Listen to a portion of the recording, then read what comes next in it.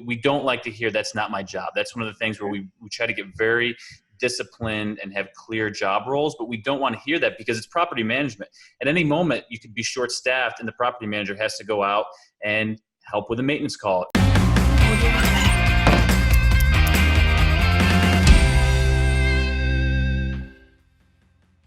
Hello, everybody. This is Jake Stenziano, host of Wheelbarrow Props Podcast, the #1 multifamily podcast on iTunes, here with my co-host, the multifamily mentor, the coach, the chef, the father, six, the best-selling author, the G-Daddy, Gino Barbaro. Gino, how's it going?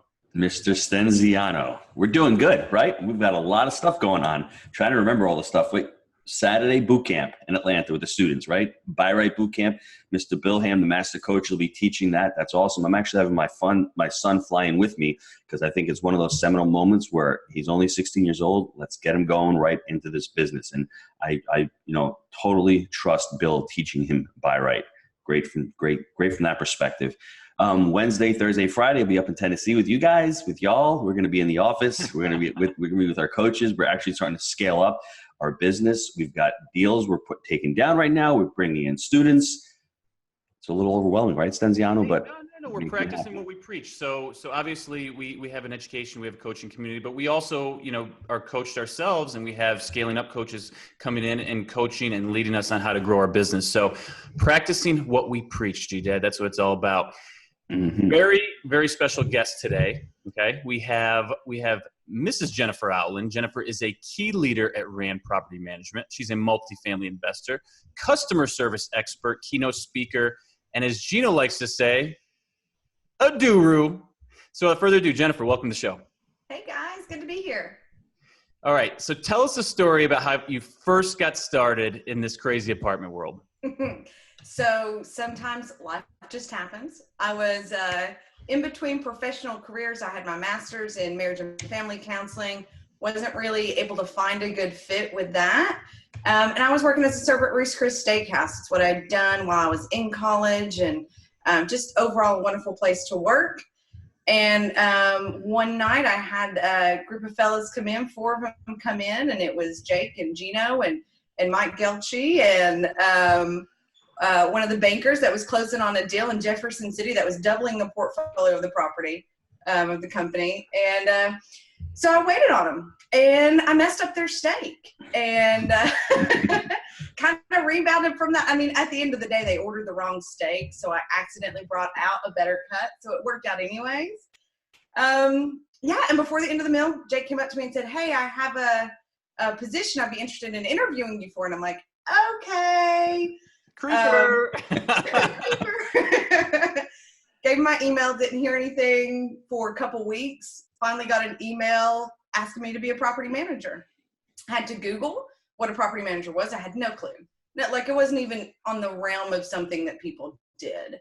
So came in, interviewed, was open to new opportunities, very excited to do something different. The path that I thought I had wasn't working out. So another opportunity presented itself, and so happy that it did.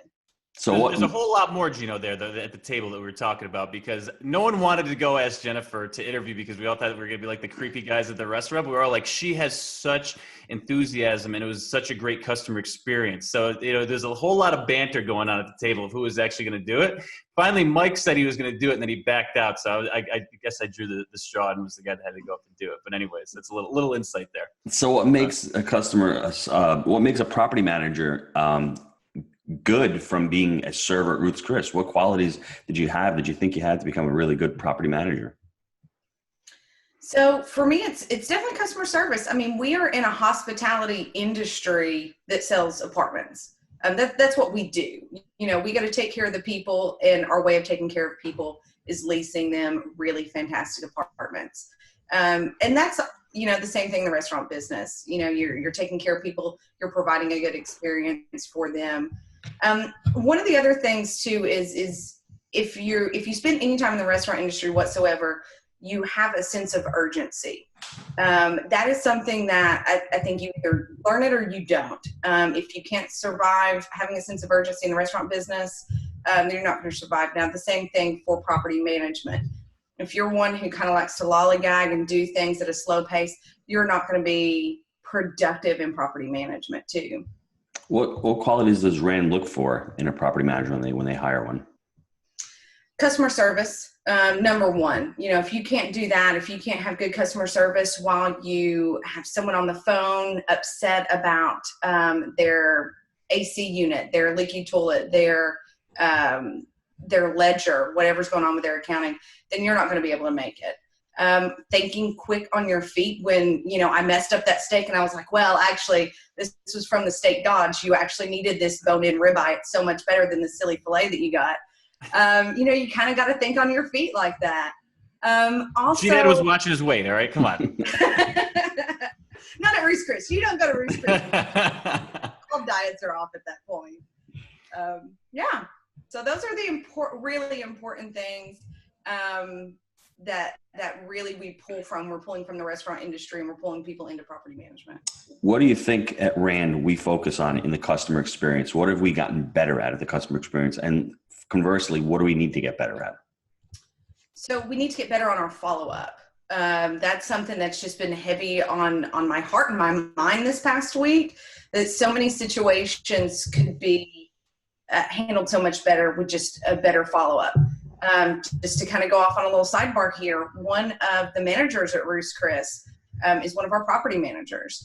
She is excellent at following up with residents, making something that, preventing something that's a small issue from becoming a big issue, just because she's doing her due diligence and following through with the experience until it's done. You don't take the work order and then never call the resident back again. You got to take the work order, make sure it's completed, do the follow-up, make sure they're satisfied with the work. So that's the thing that we need to improve on. What we've gotten a lot better at is treating our residents and our potential residents like they're guests when they come in our office. Just like a guest coming into your home. Do you want a root beer? Do you want a coffee? Do you want, have a seat in our most comfy chair? What can I do to make your day better today? And really getting to know and having that personal attachment to people, because it's all about the personal connection. That's what the customer experience is about. And we're able to provide that because we genuinely care. So we've specifically hired people who have that, who really care about people. So I'm going to put you on the spot here. What can we do better as far as the follow-up? How can property managers and property management companies out there do with their training to get their managers to do that follow-up? First thing is staffing. You have to have the appropriate amount of people in the office. If you don't have enough people to do the follow-ups aren't going to be done. It doesn't matter how much you preach it, it's not going to be able to be pulled through. So make sure that your staffing levels are correct. Once you have that, then it's having very clear expectations. After you do a work order, you pass it off here. After the maintenance team brings a work order back, we're following up to make sure that it was done to their satisfaction. So you put these systems in place, and then you check up on your staff and you make sure that they're doing it. We have our Folio, which is our property management software. We can see if they went in and they sent a survey, if they did a call, if they completed the work order in a timely manner. So we have systems and metrics that will tell us how our employees are doing with that. And then the final piece, we also have our company-wide, or we have our RAM property management website. And residents can go on and email through that. Now, it's maybe not the most popular form of contact that they have with us, because they'll normally email the property manager specifically. But if they're having a problem and they're not getting the customer service that they want from the office, they can email our website, and I get that. And I'm able to go, whoa, how did this small issue become a big issue because we didn't follow through? Then we can walk that back, and it can be a training point. Jennifer, in your opinion, what is the proper staffing levels for an average company when someone who buys a 100-unit property or 200-unit property? What are those staffing levels look like? So for maintenance, a general rule of thumb is 1 tech for 100 apartments. On new acquisitions, we like to be a little heavier staffed because we want to, be extra great at customer service, have plenty of people that's there to take care of them. That's a general rule. If you have a property that's newer and easily managed, you'll need less staff, obviously. That's for office and maintenance. Now, there's also, I would say with the office, still 100 or one employee per 100 residents, but that's a little bit more fluid, I would say, because it depends on your demographic. It depends on if you're on-site or off-site. If you have a lot of foot traffic coming through the office, you may need more staff. So, sometimes you can get by with one office staffer for 150 units where you couldn't get by with one maintenance person. And really at the end of the day, having an open line of communication with your staff. Are they feeling overwhelmed? Are they getting burnt out?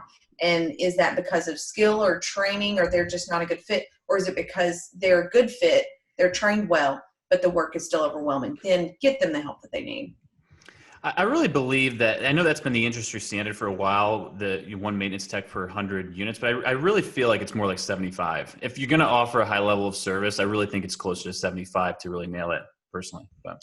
Well, let's see how the artificial intelligence works, the AI we're using with AppFolio. We're hoping at least it can supplement and help the office and maybe not cut down staff, but make yourself much more efficient to be able to do those follow-ups and to be able to get tenants on the calendar. That's what you want. You want eyeballs and coming to your property. So hopefully we'll have an update in the next couple of months to see how we launch that. I think the key with that too is not necessarily that you're going to be essentially cutting down staff, because the feedback from AppFolio was actually your managers feel a little bit more pressed because they're forcing the bookings. So it's getting on and it's putting them to work more. So I think it's actually making you more efficient. I don't know that it's relieving any staffing from you, but you may be feeling, oh, I like that coffee mug there, by the way, for the YouTubers out there. Isn't that lovely? But hopefully you're selling more leases, right? So Jennifer, we have a lot of times students ask me, what are the challenges when we do take over a property? We've taken over several properties over the last 6 months. What challenges are there? Because like you said, you need to overstaff. So what do you see when you take over properties? Oh man, on the office side, it can be from getting the office staff in early enough and getting them trained on your ways and your system. So on day one, they're ready to go. So that means you got to start your hiring early, because hiring takes a very, very long time. And if you're doing it right, it is going to take some time. So you've got to start 60 days out trying to get that staff in, and that might even be a really tight window. So getting them in, that's a challenge. Then a lot of the times, if you're taking over a property that hasn't been managed well, which can kind of be our business model at times, you may get the only paperwork you get on a resident is a sheet of printer paper saying John Smith, $600 a month, $300 damage deposit. And that's the only information you have. So depending on how their office was ran and the information that's available to you, that can either become an issue or not an issue. And I've seen our takeovers be drastically different with those different scenarios. And then there's just always getting to know the property. What are going to be kind of the common maintenance issues that you have? What are going to be the common complaints that you have from the residents, and how you can best serve that? Because it's trial and error a lot of times when you're preventing solutions. You make a very commonsensical fix to something. And, okay, well, no, that didn't work. So you have to go and try again and try again. Finally, you figure it out. But, there's a lot of trial and error. So having a very knowledgeable staff that can think through the process, okay, we're going to apply this fix to it. But hey, this might not work because this. They can look down the line and see what's going on. So when you're hiring that staff, what does Rand specifically look for in an employee, and what do they not look for in an employee? What is a red flag saying, we can't have this person working for us? Yeah. The EOR. Oh my goodness, the EOR. If you come and you're like, oh, it's okay, I lost my tail. Like I can't, because that's going to come, that will bleed into our staff, into our residents. So you don't have to be as bubbly as me. I say that all the time. You do not have to be in your face like, sunshine and rainbows, but you do need to smile and be pleasant and care, and people can tell if you care or not.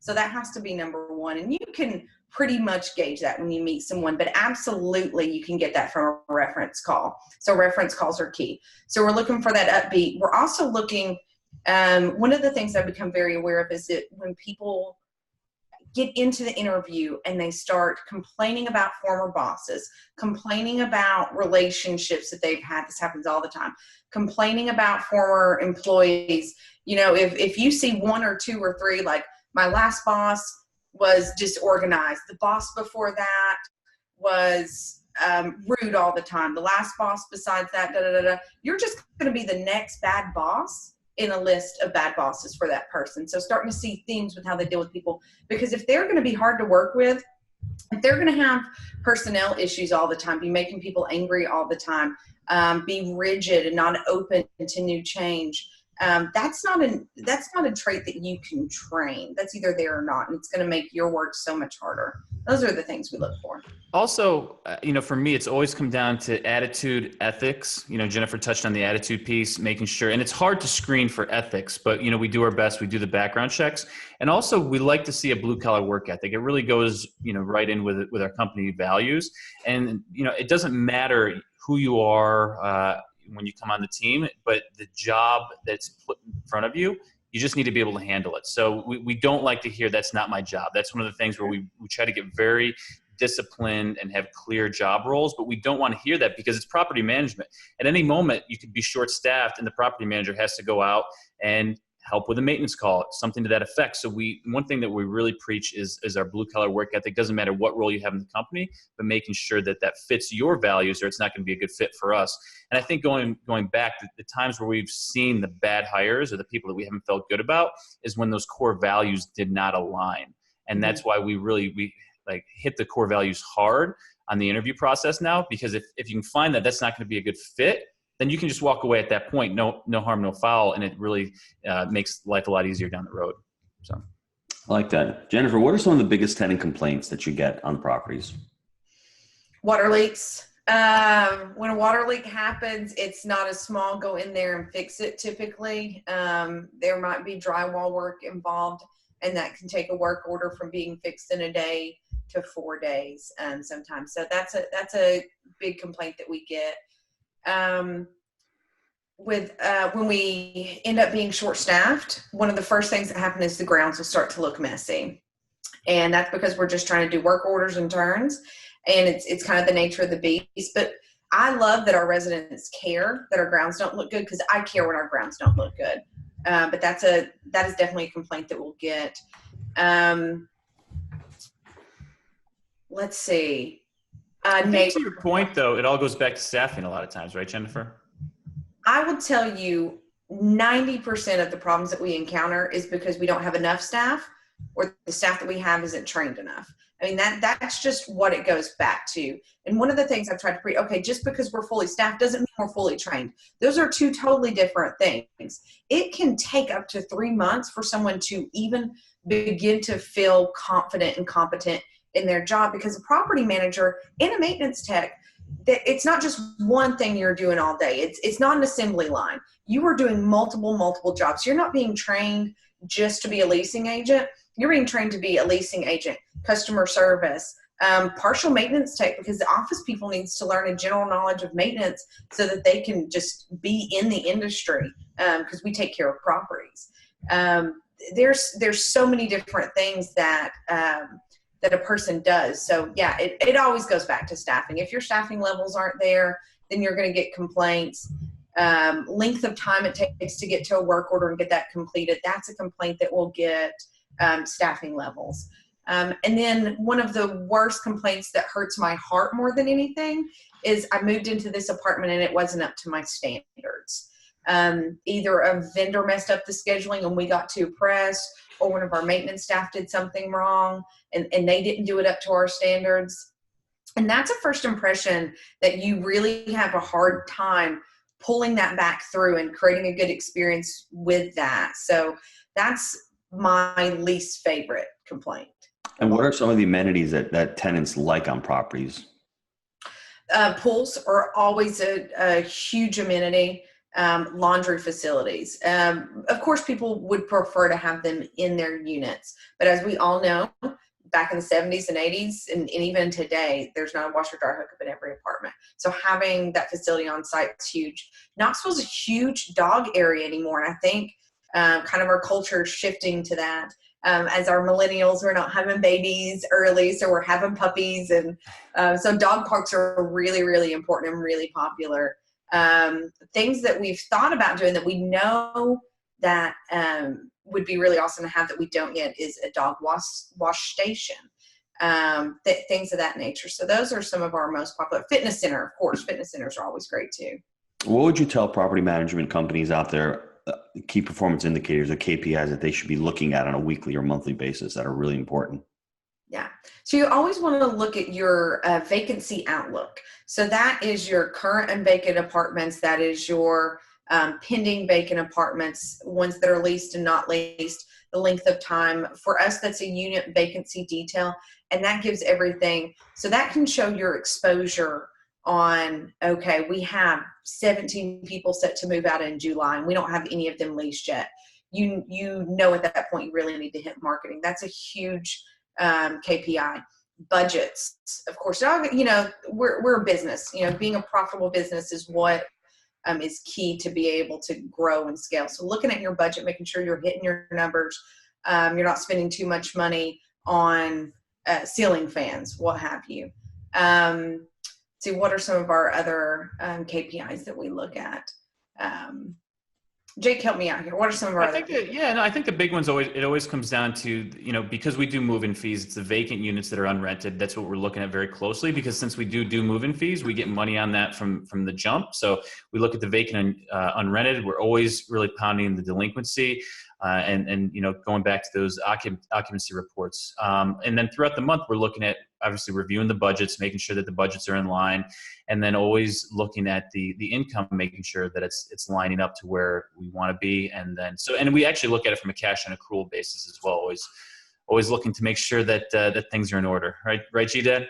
I like that, Stenziano. One thing that we worked together, Jennifer and I, is we worked on that turn document, how long it takes to actually turn a unit. Can you just go over the real process real quick for the listeners? Because it's important, because we're selling time like an airplane. You get an airplane, if that seat's empty or that apartment's empty for 2 weeks, you will never be able to recoup that money. So just go over the quick turn process that we implement on our properties. Yeah, in a perfect turn, you should be able to get it done in 5 days. So you go in the first day, and it's first day of maintenance, the first day that it's vacant.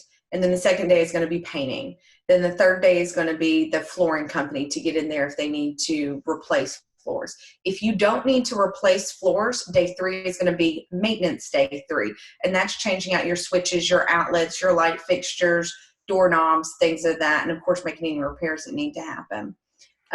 If you did replace a floor, then day 4 is going to be your maintenance. So those can change out. And the last day you're going to be doing housekeeping and carpet cleaning.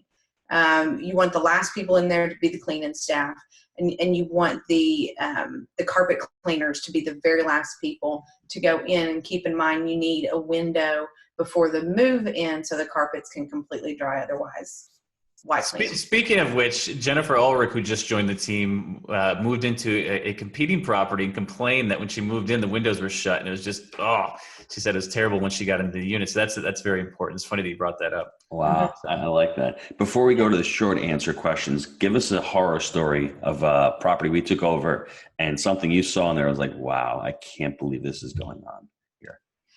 I know you've got hundreds of them, so. We do. It's trying to find the best. We've taken over some challenging ones, right? We really have. So we took over a property last fall in North Knoxville, and we had someone living there that there was a substantial amount of mold in that apartment. And he had tried to get the former property management company for months to come in and change it. This gentleman had a disability. He had an illness when he was younger, and it had affected his brain function. Looking back, I really think that the former property management kind of took advantage of that, because when he came to put in complaints, from what he said, they would say, if you don't like it, just go ahead and move out. So we got in there, and there was a substantial amount of mold. There was a leak. It wasn't even a bad leak. We fixed the leak very quickly, but it had gone on for so long.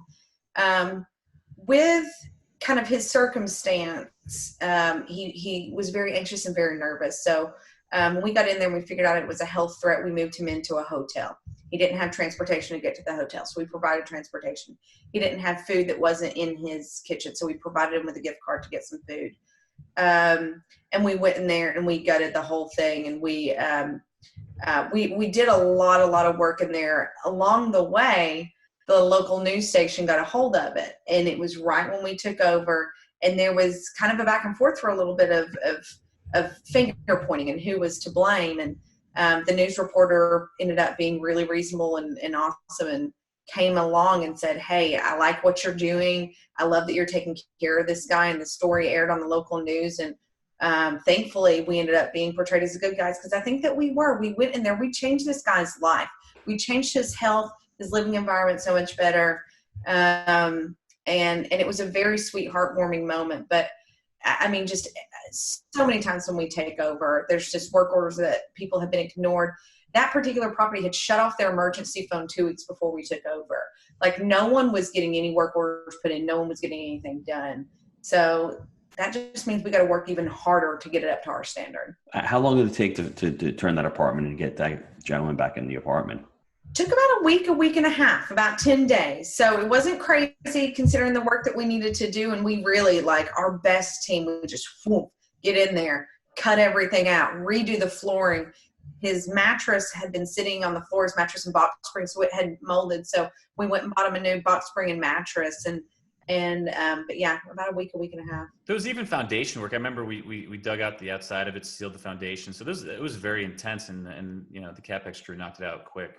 Yeah, it did.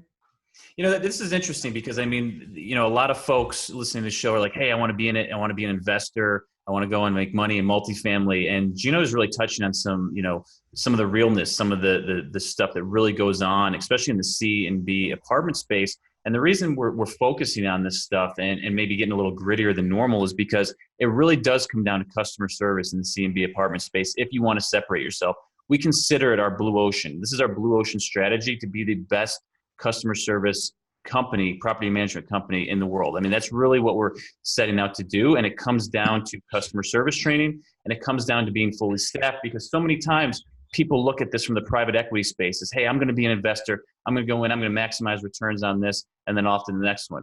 You're not really, you know, providing true value at that point to the world. So what we're doing is we're coming into these places, we're providing premium customer service, and we're doing the right thing.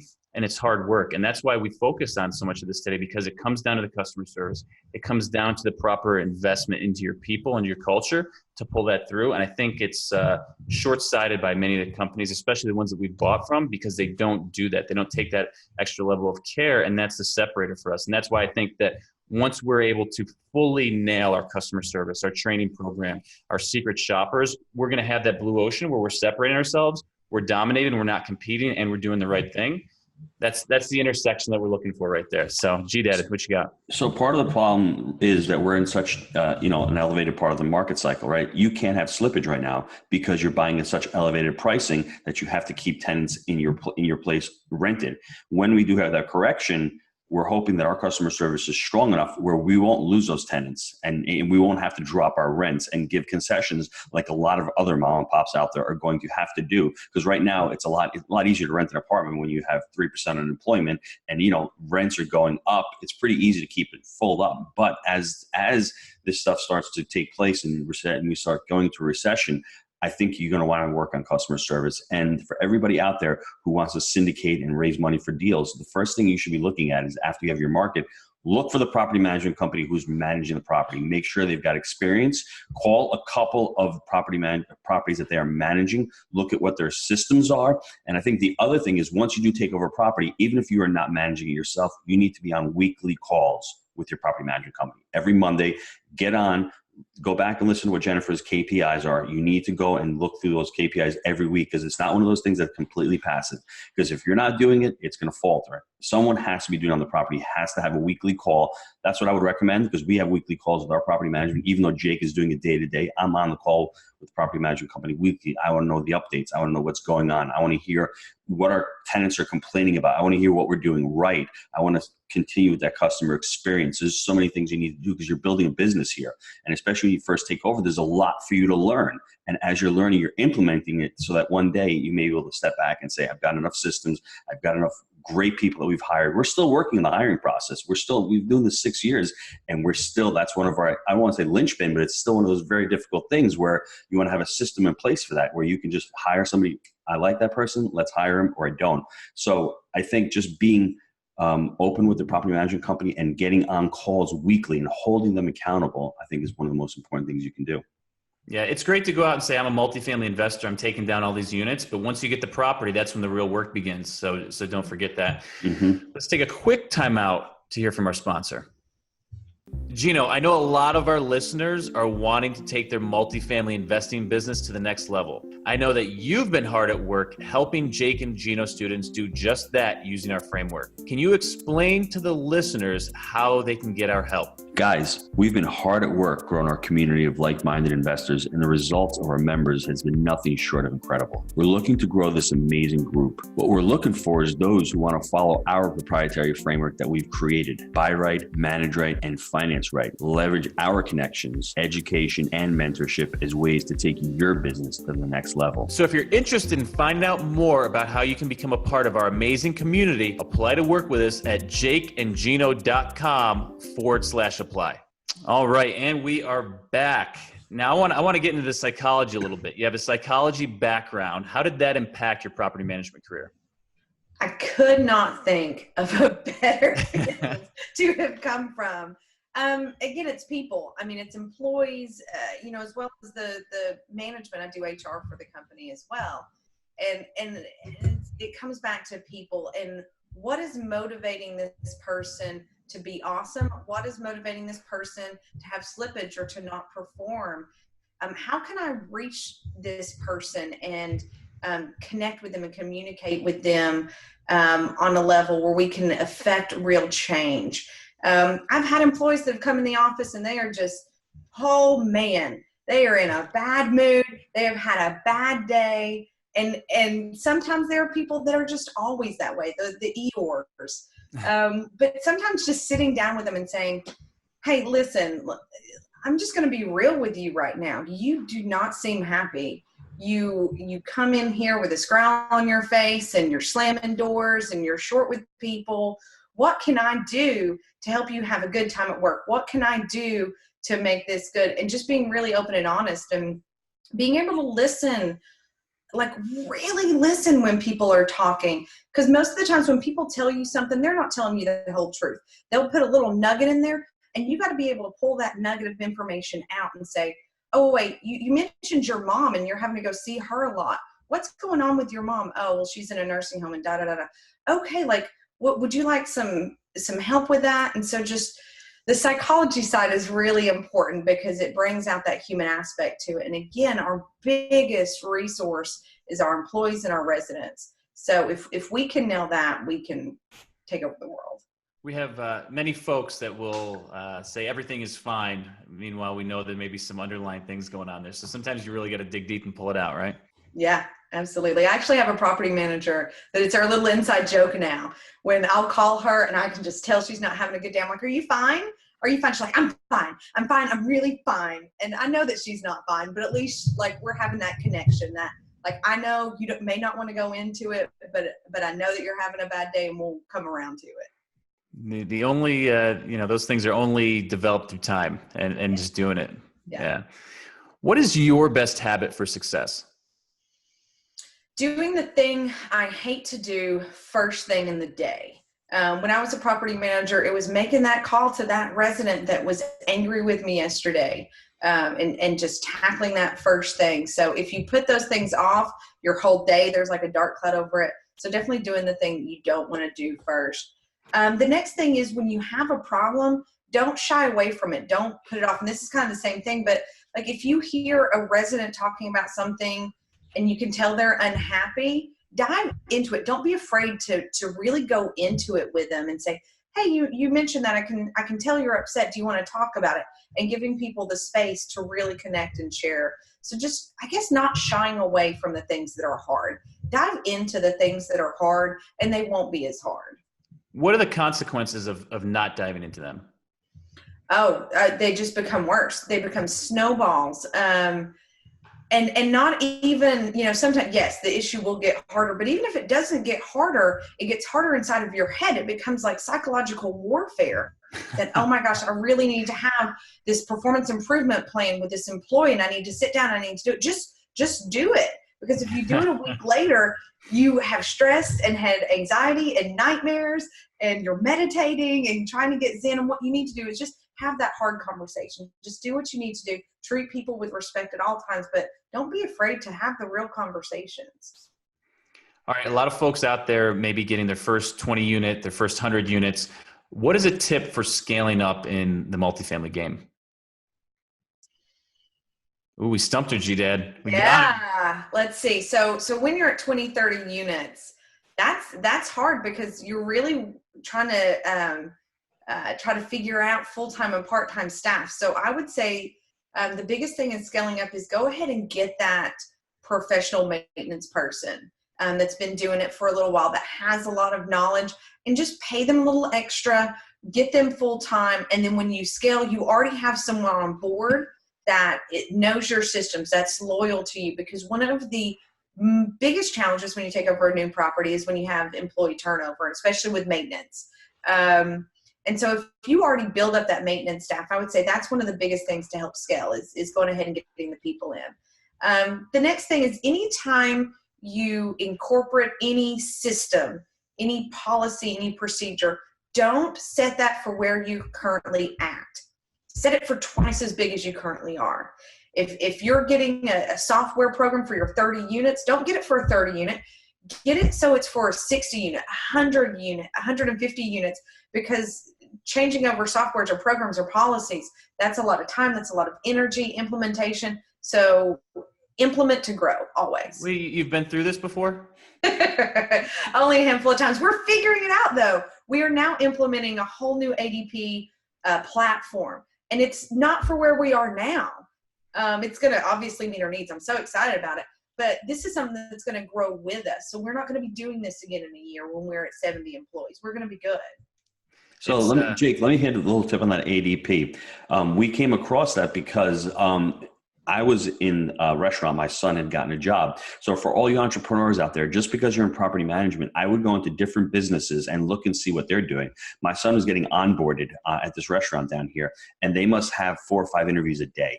They've got over 100 people working at this place. So I saw how easy and how seamless it was to onboard employees. And I said to Jake, this is great. We're going to be scaling up with the education, with the mortgage company, with the syndication, with the property management. We need a system to implement out there. So a tip for everybody out there listening, when you're out, just keep your eyes open and see what other businesses are doing, even their customer experience. When you walk into a restaurant, there better be somebody there greeting you. They better sit you down and be polite. So that's how we are in our office. You better be getting up off that chair and saying hello to somebody. You better be picking up that phone, being cheerful. So go into other businesses and see what they're doing. And I'm sure you'll be able to implement and pull things up from what they're doing.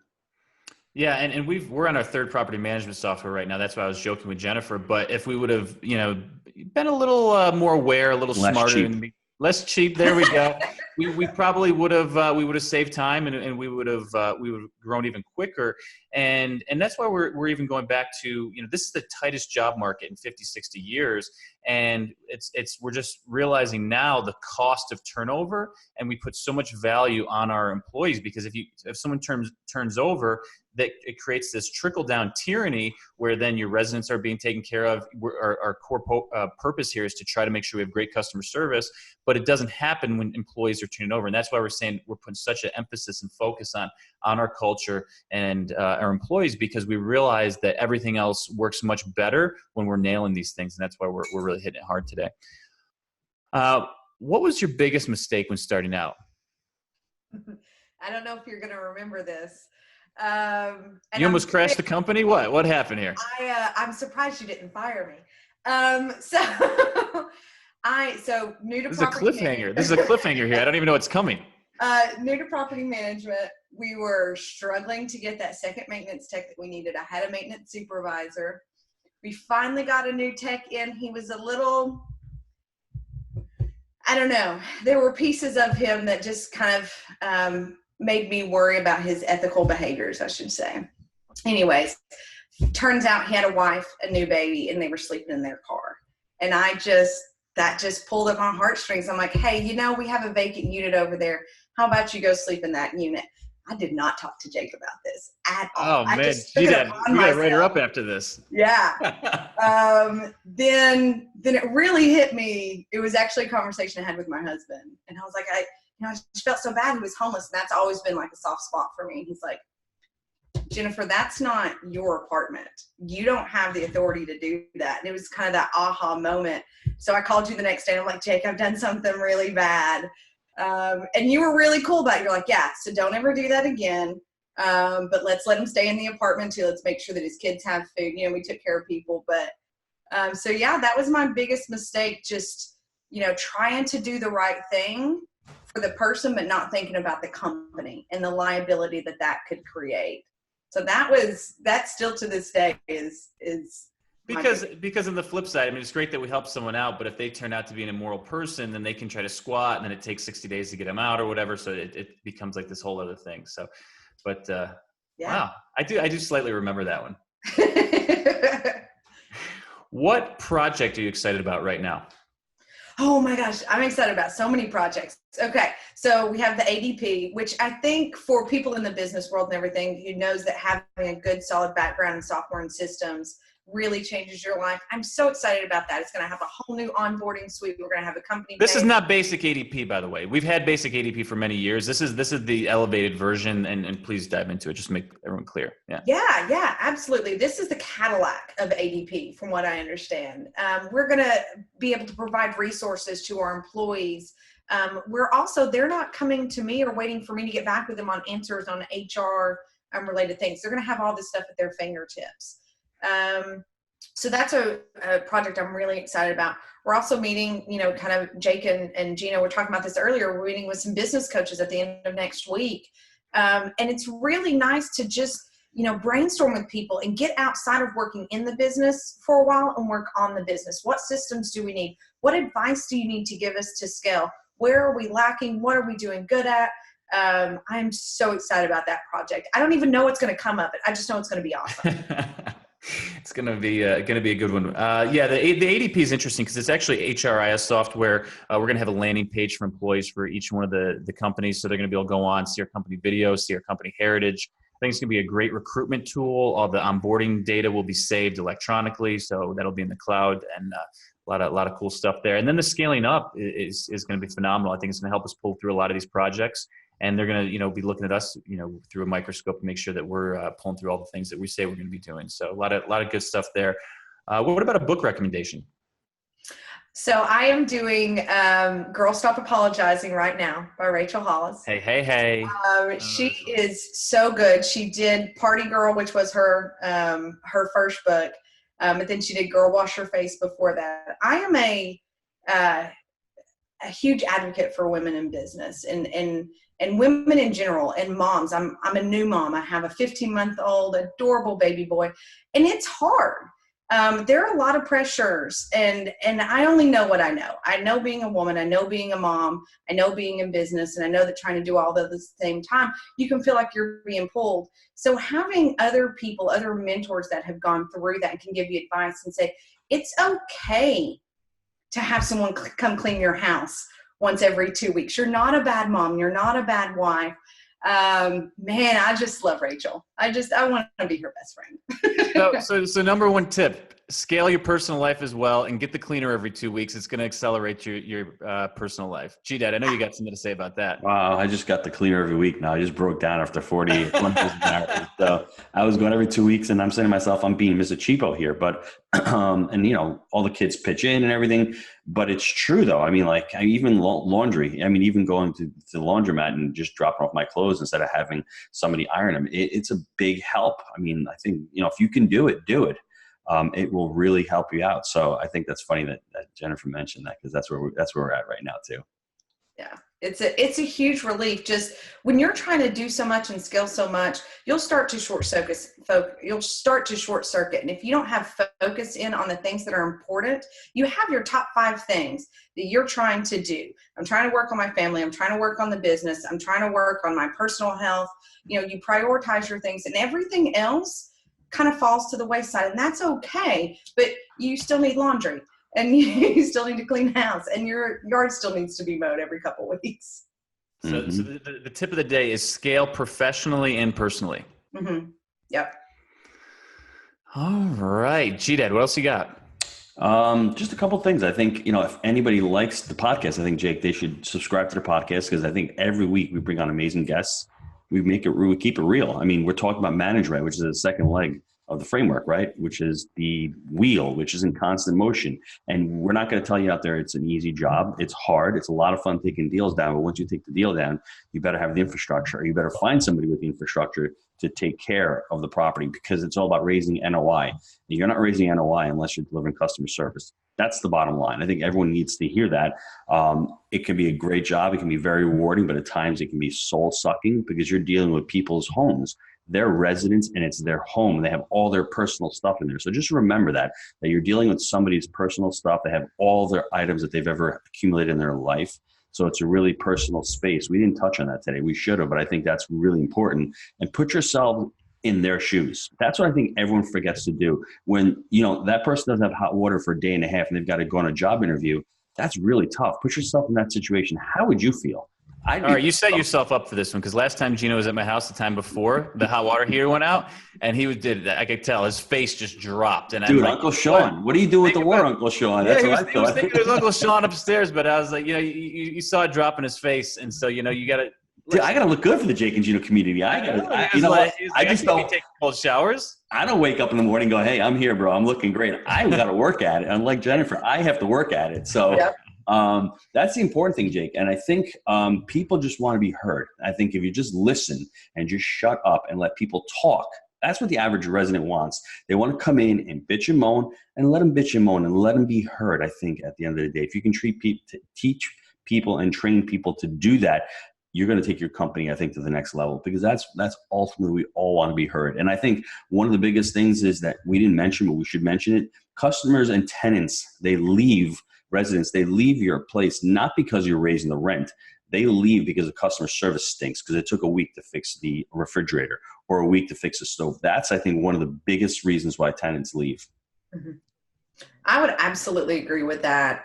I mean, there are so many times people aren't going to notice, $10, $15, $20 overall, especially thinking about moving costs. But so many times we've started to monitor this, and people do. They leave because we didn't take care of them. And I would even just kind of piggyback on that. They want to be heard, and then they want to see your action after. Because a part of hearing someone is agreeing in a space that you can that, hey, I now own this information that you gave me. I have the ability to do something with it. G-Dad, final word. Subscribe to the podcast. Leave a review. Yeah. And I guess we'll see y'all in Knoxville, right, Jake? Here he goes with the yawling again. I don't know, man. He's Banjo Gino now. Jennifer, thank you so much today. Thanks, Jennifer. Gosh, thanks for having me, guys. Take care, everybody.